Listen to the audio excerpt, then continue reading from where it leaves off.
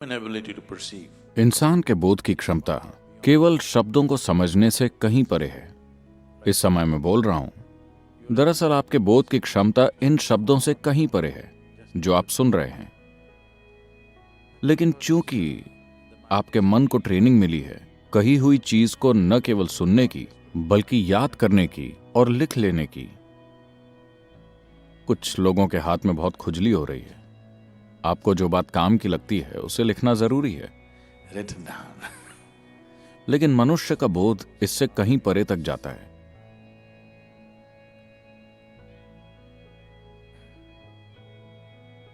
कुछ दिन पहले, अभी 4 दिन पहले ही, मैं इस देश के एक माने हुए पर्यावरण वैज्ञानिक से कुछ विषयों पर बात कर रहा था And we were just और डिनर के दौरान हमने आपस में बहुत सी चीजों पर चर्चा की। तो उसने पूछा, सदगुरु आप कौन सी किताबें पढ़ते हैं? मैंने कहा, मैं एस्ट्रिक्स और डेनिस द मेनिस पढ़ता हूं। reading. मुझे और कुछ पढ़ने का मौका ही नहीं मिलता क्योंकि मैं लगातार सफर में रहता हूं। अखबार ही पढ़ लूं तो बहुत बड़ी बात है। फिर आपको ये सारी जानकारी कहां से मिलती है? मैंने कहा कि मैं आपसे उठा रहा हूं। आपने ये सब पढ़ रखा है, मैं क्यों फिर ये सब पढ़ूं? मैं उन सब किताबों को नहीं खोलता। आप यहां बैठे हैं और मैं इन सभी चीजों को उठाकर बातें कर रहा हूं। लेकिन आपको ये सारे टेक्निकल शब्द कैसे पता चले? मैंने कहा, क्या ये आपके दिमाग में मौजूद नहीं है? मुझे जब चाहिए मैं उन्हें उठा सकता हूं। मैं वो सारी बकवास कभी नहीं पढ़ने वाला क्योंकि वैसे भी वो शब्द मेरे लिए कोई मायने नहीं रखते। क्योंकि मनुष्य का बोध इससे कहीं परे है। इसलिए मैं कहता रहता हूं कि बस मेरे साथ रहिए, बस मेरे साथ रहिए। अगर आप बस यूं ही मेरे साथ रह सकें तो इसे जानने की आपकी क्षमता मेरे कहे हर एक शब्द को लिख लेने की तुलना में कहीं ज्यादा होगी। अगर आप ये सारे शब्द बटोर लेते हैं तो वास्तव में आप कुछ नहीं जान पाएंगे। क्या मैं आपको एक राज बताऊं? एक ऑक्सफोर्ड डिक्शनरी खरीद लीजिए। मेरी सारी बातें उसमें पहले से लिखी हैं। No? आपको बस उसे अरेंज करना है। इस तरीके से आपको कुछ हासिल नहीं होगा। तो बोध को बढ़ाना जरूरी है क्योंकि आप उसी को जानते हैं जो आपके बोध में होता है। बाकी सब बस कहानी और कल्पना है ना? जो आपके बोध में है और आपने अनुभव किया है, आप बस उसी को जानते हैं। बाकी सब खोखली कहानियां हैं। इससे कोई फर्क नहीं पड़ता कि कहानी कितनी शानदार है, ये फिर भी बस एक कहानी है जो आपके जीवन में कोई बदलाव नहीं लाएगी। अगर इसे आपके जीवन में कोई बदलाव लाना है तो इसमें अनुभव का एक आयाम होना चाहिए। वो तभी होगा जब आपके पास ऐसा बोध होगा। आपने विवेकानंद के बारे में सुना है?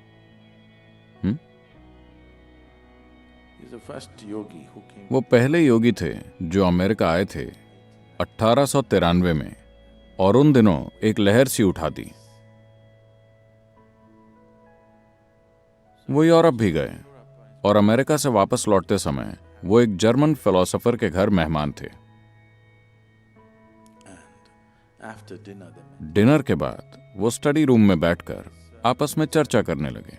वहां मेज पर 700 पेज की एक बड़ी सी किताब रखी थी। Which was over 700 pages. Vivekananda ने कहा, क्योंकि वो आदमी किताब की बहुत बड़ाई कर रहा था, उन्होंने कहा, क्या आप मुझे 1 घंटे के लिए किताब दे सकते हैं? मैं देखना चाहता हूं कि इसमें क्या है। That man laughed. वो आदमी हंसने लगा। उसने कहा, आप 1 घंटे में इस किताब को पढ़ने वाले हैं? मैं इसे कई हफ्तों से पढ़ रहा हूं लेकिन मुझे कुछ समझ में नहीं आ रहा क्योंकि ये इतनी जटिल है। और वैसे भी ये किताब जर्मन भाषा में, आपको ये भाषा आती भी नहीं। 1 घंटे में आप क्या करने वाले हैं? विवेकानंद ने कहा, आप किताब दीजिए, मैं देख के बताता हूं। तो उन्हें वो किताब दे दी गई। उन्होंने किताब को अपने दोनों हाथों के बीच में पकड़ा और आंखें बंद करके बैठ गए। After 1 hour, 1 घंटे बाद किताब वापस करते हुए उन्होंने कहा, इसमें कुछ भी खास नहीं है। उस आदमी को लगा कि ये तो घमंड की हद हो गई। आपने किताब को खोला तक नहीं और आप उसके ऊपर कमेंट कर रहे हैं। आपको ये भाषा तक नहीं आती। so he वो थोड़ा नाराज सा हो गया कि ये कैसी बकवास है। विवेकानंद ने कहा, आप किताब के बारे में कुछ भी पूछ लीजिए, मैं आपको बता दूंगा। ठीक है, पेज 633 में क्या लिखा है? विवेकानंद ने एक एक शब्द दोहरा दिया। you ask any page. आप बस पन्ने का नंबर बोलिए, वो उस पन्ने पर लिखी बातों को शब्दशः बता देंगे। फिर उसने पूछा, ऐसा कैसे हो सकता है? आपने किताब खोली तक नहीं, ऐसा कैसे हो सकता है? He said, that's why. उन्होंने कहा, इसलिए लोग मुझे विवेकानंद कहते हैं।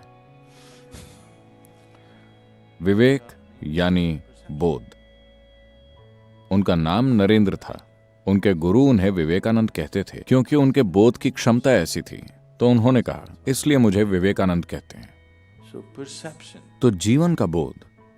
आप सारी चीजों को अपने लॉजिकल माइंड में प्रोसेस नहीं कर सकते। ये इस तरह काम नहीं करता, क्योंकि तर्क जीवन की बहुत सारी चीजों को नकार देता है जिनके बिना आप जी नहीं सकते।